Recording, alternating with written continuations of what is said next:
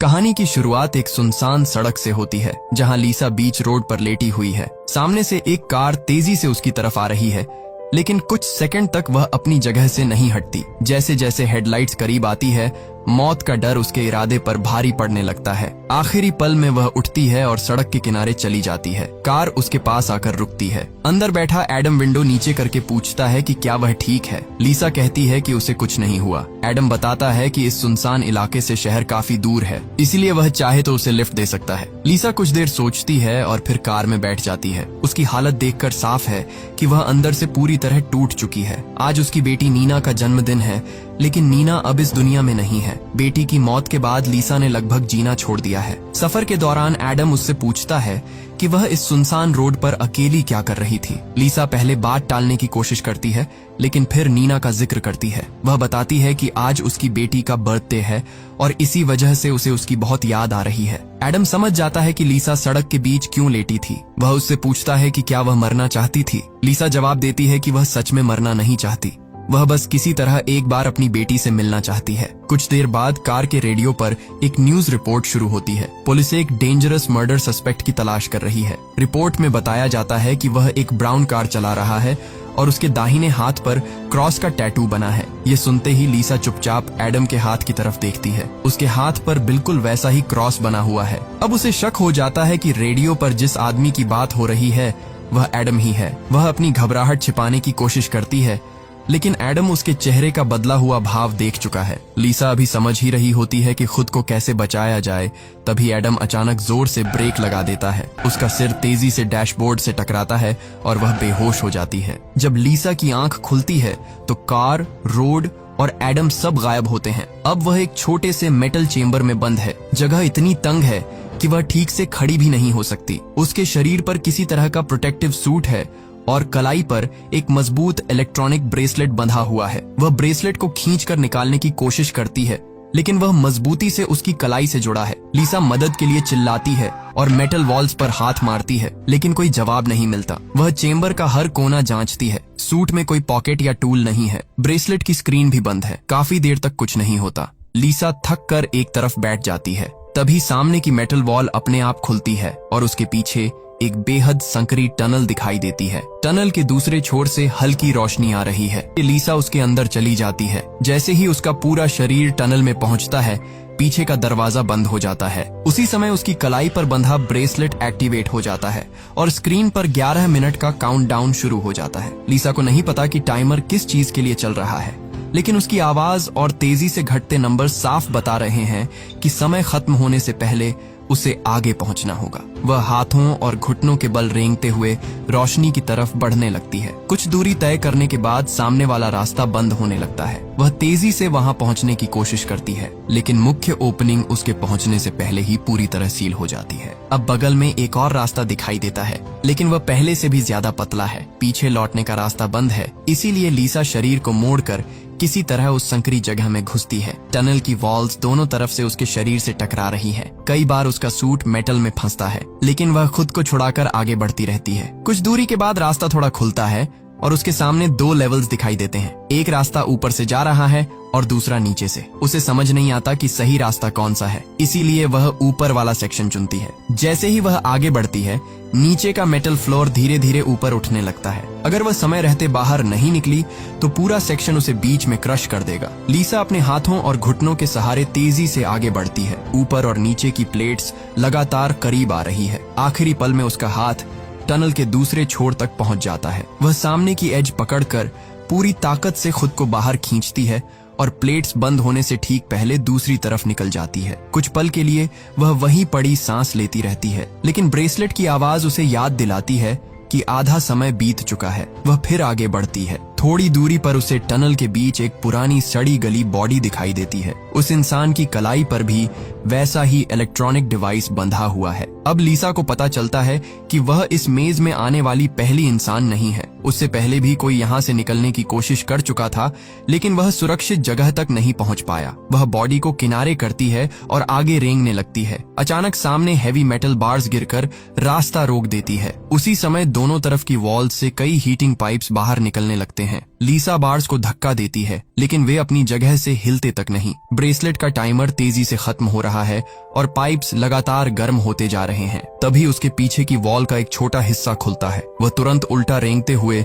उस कंपार्टमेंट में घुस जाती है। उसके अंदर पहुंचते ही सामने एक ट्रांसपेरेंट डोर बंद हो जाता है। टाइमर 0 पर पहुंचते ही हीटिंग पाइप से तेज आग निकलती है और पूरी टनल कुछ ही सेकंड में लपटों से भर जाती है। लीसा सेफ कंपार्टमेंट के अंदर बैठी सब कुछ देखती रहती है। अगर वह कुछ सेकंड और बाहर रहती तो जिंदा जल जाती। कुछ देर बाद आग बंद हो जाती है और पाइप्स वापस वॉल्स के अंदर चले जाते हैं। ट्रांसपेरेंट डोर खुलता है, लेकिन लीसा बाहर आने की हिम्मत नहीं करती। तभी कंपार्टमेंट की पीछे वाली वॉल आगे बढ़ने लगती है और उसे जबरन वापस टनल में धकेल देती है। उसके बाहर आते ही ब्रेसलेट पर फिर से 11 मिनट का काउंटडाउन शुरू हो जाता है। इस बार टनल की सीलिंग नीचे आने लगती है और उसके शरीर के बिल्कुल करीब रुकती है। ऊपर और नीचे के बीच केवल इतनी जगह बची है कि वह पीठ के बल लेटकर धीरे धीरे आगे खिसक सके। लीसा कुछ देर वहीं पड़ी रहती है। हर नया रास्ता पिछले रास्ते से ज्यादा खतरनाक है और उसे नहीं पता कि आगे कौन सा ट्रैप इंतजार कर रहा है, लेकिन टाइमर की आवाज साफ कर देती है कि वहां रुकना भी सुरक्षित नहीं है। तंग पैसेज खत्म होते ही लीसा पानी से भरे एक चेंबर में पहुंचती है। लगातार रेंगने के कारण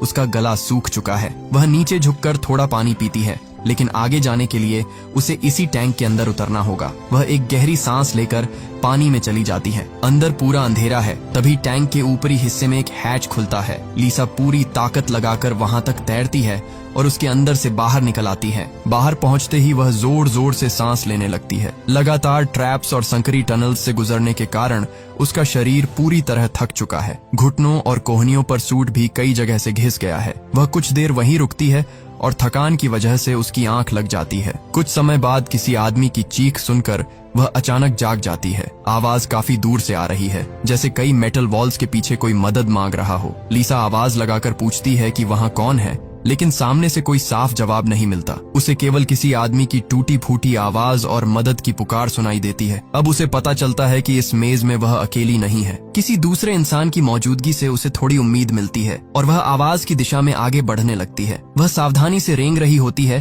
तभी उसके ठीक नीचे का मेटल पैनल अचानक खुल जाता है। उसके अंदर एक गहरा पिट है जो तेज एसिड से भरा हुआ है। लीसा समय रहते दोनों किनारे पकड़ लेती है और उसमें गिरने से बच जाती है। यह पता लगाने के लिए कि लिक्विड कितना डेंजरस है, वह अपने सूट का एक छोटा टुकड़ा काटकर उसमें डालती है। कपड़ा कुछ ही सेकंड में गल जाता है। पिट को पार करने के लिए कोई ब्रिज या अलग रास्ता नहीं है, इसलिए लीसा दोनों हाथ और पैर साइड वॉल्स पर टिकाती है और धीरे धीरे आगे खिसकने लगती है। बीच रास्ते में उसका एक घुटना नीचे एसिड को छू जाता है। सूट उसे पूरी तरह गलने से बचा लेता है, लेकिन घुटने पर गहरा वूंड बन जाता है। दर्द के बावजूद वह बैलेंस बनाए रखती है और किसी तरह दूसरी तरफ पहुंच जाती है। अब मदद की आवाज पहले से ज्यादा साफ सुनाई दे रही है। कुछ आगे जाने पर उसे एक मेटल ग्रिड दिखाई देती है। उसके दूसरी तरफ भी वैसी ही ग्रिड है और उसके पीछे एक आदमी बैठा हुआ है। उसने भी लीसा जैसा सूट पहना है और उसकी कलाई पर भी इलेक्ट्रॉनिक ब्रेसलेट बंधा है। लीसा उससे कहती है कि वे दोनों एक जैसी जगह में फंसे हैं और अगर साथ मिलकर कोशिश करें तो बाहर निकल सकते हैं, लेकिन उस आदमी की मानसिक हालत ठीक नहीं लगती। कभी वह लीसा पर चिल्लाता है,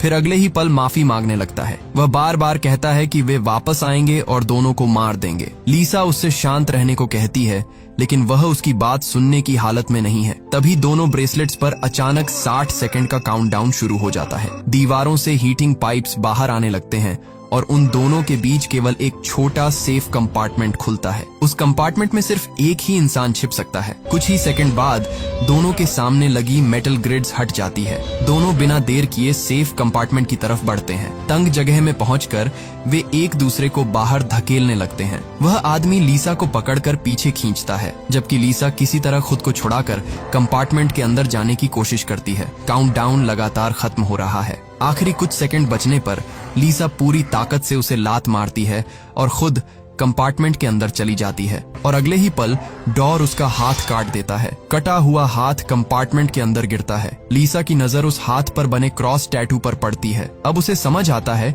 कि वह आदमी कोई और नहीं बल्कि एडम है, जिसकी कार में वह बैठी थी। टाइमर 0 पर पहुंचते ही बाहर की टनल आग से भर जाती है। आग बंद होने के बाद हीटिंग पाइप्स वापस दीवारों में चले जाते हैं। तभी कंपार्टमेंट के एक छोटे पैसेज से स्कल जैसी शक्ल वाला मैकेनिकल क्रीचर बाहर आता है। लीसा पहले उससे डरकर पीछे हटती है, लेकिन वह उस पर हमला नहीं करता। उसके अंदर से छोटे टूल्स बाहर आते हैं और एसिड से जले हुए घुटने का इलाज करने लगते हैं। टूल लीसा के सूट से कनेक्ट हो जाता है। कनेक्शन होते ही लीसा के दिमाग में कार वाली घटना की टूटी हुई मेमोरीज लौटने लगती है। अब उसे याद आता है कि रेडियो पर सस्पेक्ट की खबर सुनने के बाद उसने एडम के हाथ पर क्रॉस टैटू देख लिया था। जब एडम को पता चला कि लीसा उसकी सच्चाई जान चुकी है तो उसने उस पर हमला कर दिया। दोनों के बीच झड़प हुई और एडम ने नाइफ से लीसा के शरीर पर वार कर दिया। इसके बाद उसने उसे रोड के किनारे फेंक दिया। घायल हालत में जमीन पर पड़ी लीसा ने आसमान से नीचे आती एक तेज सफेद रोशनी देखी थी। इसके बाद उसकी मेमोरी खत्म हो जाती है। इस फ्लैशबैक से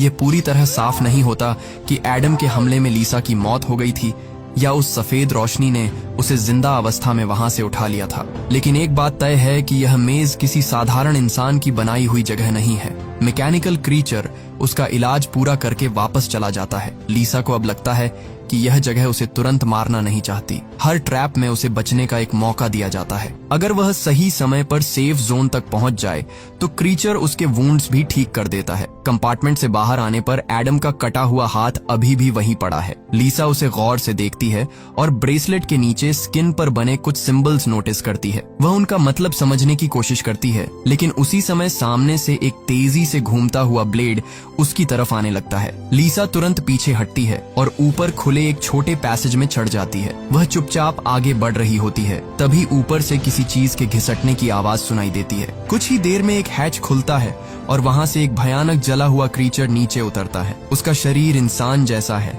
लेकिन पूरी स्किन जल चुकी है। उसकी आंखें सफेद हैं और एक हाथ गायब है। कटा हुआ हाथ देखकर लीसा समझ जाती है कि यह शायद एडम ही है, जिसे इस जगह ने किसी तरह दोबारा जिंदा कर दिया है। एडम अब देख नहीं सकता, लेकिन आसपास होने वाली हर आवाज सुन सकता है। लीसा अपनी सांस रोककर धीरे धीरे आगे बढ़ती है। तभी उसकी कलाई पर बंधा ब्रेसलेट मेटल फ्लोर से टकराता है और हल्की सी आवाज होती है। एडम उसी दिशा में झपटता है। लीसा तेजी से एक पतली ओपनिंग की तरफ बढ़ती है और उसके अंदर घुस जाती है। रास्ता इतना संकरा है कि एडम उसके पीछे नहीं आ पाता। वह क्रीचर पीछे रह जाता है और लीसा आगे एक ऐसे सेक्शन में पहुंचती है जहां दो अलग टनल्स बनी हैं। वह दोनों रास्तों को देखती है, लेकिन वहां कोई साइन या क्लू नहीं है। आखिरकार वह अंदाजे से लेफ्ट वाली टनल चुनती है। इस टनल के आगे एक ग्लास चेम्बर बना है। उसके अंदर पहुंचते ही चारों तरफ की वॉल्स पर अलग अलग इमेजेस दिखाई देने लगती हैं। ये इमेजेस लीसा की अपनी जिंदगी की मेमोरीज है। वह अपने बचपन, बड़े होने, नीना के जन्म और उसके साथ बिताए खूबसूरत पलों को देखती है। कुछ देर के लिए लीसा मेज और उसके ट्रैप्स को भूल जाती है। इसके बाद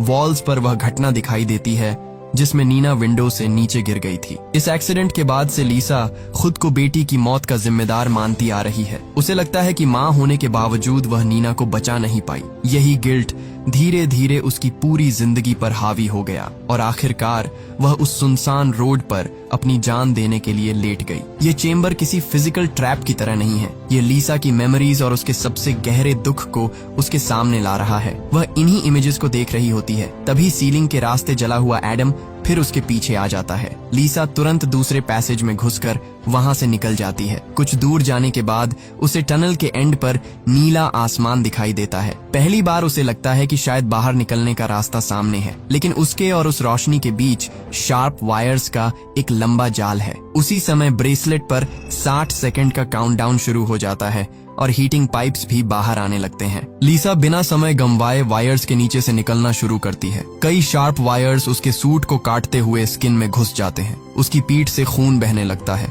लेकिन सामने दिखाई दे रहे आसमान की वजह से वह आगे बढ़ती रहती है। जैसे ही टाइमर 0 के करीब पहुंचता है, हीट बढ़ने लगती है। लीसा आखिरी हिस्से तक पहुंचने वाली होती है। तभी उसके नीचे का हैच खुलता है। वह नीचे बने एक चेम्बर में गिरती है और बेहोश हो जाती है। जब उसकी आंख खुलती है तो वह खुद को फिर उसी शुरुआती मेटल चेम्बर में पाती है। इसका मतलब अब तक उसने जितनी भी कोशिश की उससे वह मेज से बाहर नहीं निकल पाई। लीसा पूरी तरह निराश होकर वॉल के पास बैठ जाती है। उसे एडम के हाथ पर बने सिंबल्स याद आते हैं। वह अपने वुंड से निकल रहे खून की मदद से वही शेप्स दीवार पर बनाने लगती है। शायद उसे लगता है कि अगर वह यहाँ मर गई तो उसके बाद आने वाला इंसान इन निशानों को देखकर कोई क्लू समझ सकेगा। कुछ देर बाद वही मैकेनिकल क्रीचर दोबारा उसका इलाज करने आता है, लेकिन इस बार लीसा उसे रोक देती है। वह कहती है कि वह फिर से इन टनल्स में नहीं जाना चाहती और अब इस दर्द को खत्म करना चाहती है। क्रीचर के अंदर से इंजेक्शन जैसा एक टूल बाहर आता है। ऐसा लगता है कि वह लीसा की इच्छा के अनुसार उसकी जिंदगी खत्म करने वाला है। लीसा वॉल पर बनाए सिंबल्स को देखती है और निराश होकर उन्हें मिटाने लगती है, लेकिन आधे मिटे हुए शेप्स को देखकर उसे अचानक महसूस होता है कि ये रैंडम सिंबल्स नहीं हैं, वे एरोज जैसे दिखाई दे रहे हैं। कुछ एरोज लेफ्ट की तरफ इशारा कर रहे हैं और कुछ राइट की तरफ। अब लीसा को समझ आता है कि ये मेज के अलग अलग जंक्शंस पर सही डायरेक्शन बताते हैं। वह तुरंत क्रीचर को रोकती है और उसे अपना इलाज पूरा करने देती है। वुंड्स ठीक होने के बाद लीसा एक बार फिर टनल में जाती है। इस बार वह पहले से गुजरे ट्रैप्स को पहचानती है, इसलिए बिना हर जगह रुके आगे बढ़ती रहती है। वह क्रशिंग सेक्शन और वाटर चेंबर को पार करती है। इसके बाद एसिड पेट के पास पहुंचकर अपने ब्रेसलेट को एसिड में डाल देती है। एसिड में जाते ही इलेक्ट्रॉनिक डिवाइस गलने लगता है और कुछ ही देर में उसकी कलाई से अलग हो जाता है। ब्रेसलेट के नीचे लीसा की स्किन पर भी वैसे ही सिंबल्स बने हुए हैं जैसे एडम के हाथ पर थे। अब लीसा के पास मेज का सही रूट मौजूद है। जिस जंक्शन पर उसने पहली बार अंदाजे से लेफ्ट टनल चुनी थी, उसकी कलाई पर बने सिंबल्स उसे राइट जाने का संकेत देते हैं। अगले मोड़ पर उसे लेफ्ट जाना है और उसके बाद हर जंक्शन पर अलग डायरेक्शन चुननी है। वह सिंबल्स का क्रम याद रखते हुए आगे बढ़ती है। तभी पीछे से जले हुए एडम के घिसटने की आवाज आने लगती है। वह फिर उसका पीछा कर रहा है। लीसा जानती है कि एडम देख नहीं सकता और केवल आवाज के सहारे उसे ढूंढ रहा है। उसे गुमराह करने के लिए वह इलेक्ट्रॉनिक ब्रेसलेट एक दूसरी टनल में फेंक देती है और खुद पास की एक छोटी ओपनिंग में छिप जाती है। उसके दूर जाते ही लीसा अपनी कलाई पर बने सिंबल्स दोबारा देखती है। तभी उसे पता चलता है कि जिस रास्ते में उसने ब्रेसलेट फेंका है वही मेज का सही रास्ता भी है। अब उसे मजबूरी में एडम के पीछे उसी टनल में जाना होगा। वह बिना आवाज किए धीरे धीरे अंदर बढ़ती है। यह जगह बाकी मेटल टनल से बिल्कुल अलग है। इसकी वॉल्स नरम और गीली है, जैसे वह किसी मशीन के अंदर नहीं बल्कि किसी विशाल जीव के शरीर में रेंग रही हो। थोड़ा आगे जाने पर उसे अपना ब्रेसलेट फ्लोर पर पड़ा दिखाई देता है। एडम भी उसी जगह आसपास घूम रहा है और किसी आवाज का इंतजार कर रहा है। लीसा धीरे से आगे बढ़ती है और बिना कोई आवाज किए ब्रेसलेट उठा लेती है, लेकिन जैसे ही डिवाइस उसके हाथ में आता है उस पर अलार्म बज उठता है। आवाज सुनते ही एडम उसकी तरफ झपटता है। लीसा तुरंत वापस मुड़ती है और सेफ कंपार्टमेंट की तरफ तेजी से बढ़ने लगती है। एडम भी उसके पीछे आ रहा है। ट्रांसपेरेंट ग्लास बंद हो जाता है और एडम बाहर रह जाता है। लीसा को लगता है कि कुछ ही सेकंड में हीटिंग पाइप्स से आग निकलेगी और एडम दोबारा जल जाएगा, लेकिन इस बार पाइप्स बिना आग छोड़े ही वापस वॉल्स में चले जाते हैं। कंपार्टमेंट का ग्लास खुलते ही एडम अंदर घुसकर लीसा पर हमला कर देता है। तंग जगह में दोनों के बीच लड़ाई शुरू हो जाती है। एडम लीसा को पकड़ने की कोशिश करता है। वह एडम को नीचे गिराती है और उसका सिर मेटल फ्लोर पर दबाकर रखती है। उसी समय कंपार्टमेंट की पीछे वाली वॉल धीरे धीरे आगे बढ़ने लगती है और एडम का सिर दोनों मेटल सरफेसेस के बीच कुचल जाता है। लीसा कुछ सेकंड वहीं रुककर यह देखती है कि वह दोबारा उठ तो नहीं रहा। जब एडम में कोई हलचल नहीं होती तो वह आगे की तरफ बढ़ जाती है।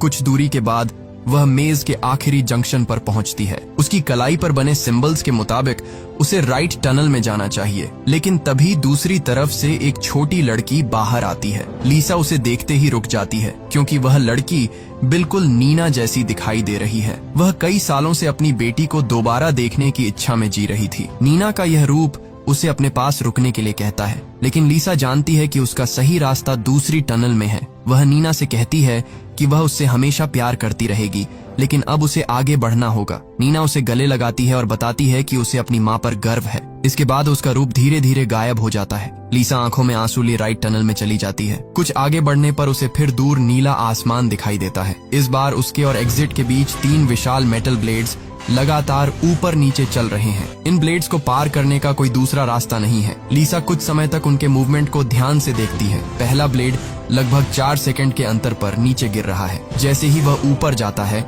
लीसा तेजी से उसके नीचे से निकलकर दूसरी तरफ पहुंच जाती है। अब उसके सामने दूसरा ब्लेड है जो लगभग 3 सेकंड के अंतर पर गिर रहा है। वह उसकी टाइमिंग भी समझती है और सही मौका मिलते ही उसे पार कर लेती है। आखिरी ब्लेड सबसे तेज है। वह हर 2 सेकंड में नीचे गिर रहा है और उसे पार करने के लिए बहुत कम समय मिल रहा है। लीसा कुछ देर अपनी सांस संभालती है। फिर जैसे ही ब्लेड ऊपर जाता है, वह पूरी ताकत से आगे छलांग लगा देती है। उसका शरीर दूसरी तरफ पहुंच जाता है, लेकिन उसका एक पैर ब्लेड की चपेट में आ जाता है और कटकर अलग हो जाता है। दर्द से लीसा वहीं गिर जाती है। उसके शरीर से तेजी से खून निकल रहा है, मगर एग्जिट अब कुछ ही दूरी पर है। वह अपने हाथों के सहारे खुद को आगे खींचती है। आखिरकार वह नीले आसमान के बिल्कुल करीब पहुंच जाती है। वह आसमान असली नहीं है। उसके सामने एक स्क्रीन लगी हुई है जिस पर खुले नीले आसमान का वीडियो चल रहा है। ब्रेसलेट का टाइमर खत्म होने वाला है। वॉल्स से हीटिंग पाइप्स बाहर आने लगते हैं, लेकिन अब लीसा में भागने या किसी सेफ कंपार्टमेंट को ढूंढने की ताकत नहीं बची है। वह स्क्रीन के पास बैठ जाती है और चुपचाप काउंटडाउन खत्म होने का इंतजार करने लगती है। टाइमर 0 पर पहुंचता है। इस बार पाइप से आग नहीं निकलती। अचानक टनल की सीलिंग खुलती है और ऊपर से एक तेज सफेद रोशनी लीसा पर पड़ती है। उसका शरीर धीरे धीरे हवा में उठने लगता है। वह ऊपर जाती हुई उस रोशनी के अंदर गायब हो जाती है। कुछ देर बाद उसकी आंख एक खूबसूरत जगह पर खुलती है। सामने साफ पानी, हरियाली और एक बड़ा वाटरफॉल है। उसका कटा हुआ पैर भी वापस ठीक हो चुका है और शरीर पर कोई वूंड नहीं है। नीना भी वहाँ मौजूद है। इस बार लीसा उसके पास जाती है और पूछती है कि क्या वह मर चुकी है। नीना उसे बताती है कि उसका शरीर केवल एक बार नहीं बल्कि अब तक कई बार मर चुका है। नीना की बात से लीसा को समझ आता है कि टनल में मिली पुरानी बॉडीज शायद उसके पिछले अटेम्प्ट्स की थीं। हर बार मरने के बाद इस जगह ने उसे दोबारा जिंदा करके मेज में भेज दिया था। लीसा पूछती है कि अब उसे क्या करना होगा। नीना जवाब देती है कि अब कोई ट्रैप या टेस्ट बाकी नहीं है, यहाँ उसे बस जीना है। दोनों साथ आगे बढ़ती है। आसमान में दिखाई दे रहे बड़े बड़े प्लैनेट से पता चलता है कि यह जगह अर्थ नहीं बल्कि कोई दूसरी दुनिया है। शायद इसी दुनिया के जीव लीसा को मेज में बार बार टेस्ट कर रहे थे, लेकिन अब उसकी परीक्षा खत्म हो चुकी है। इसी के साथ यह कहानी खत्म हो जाती है।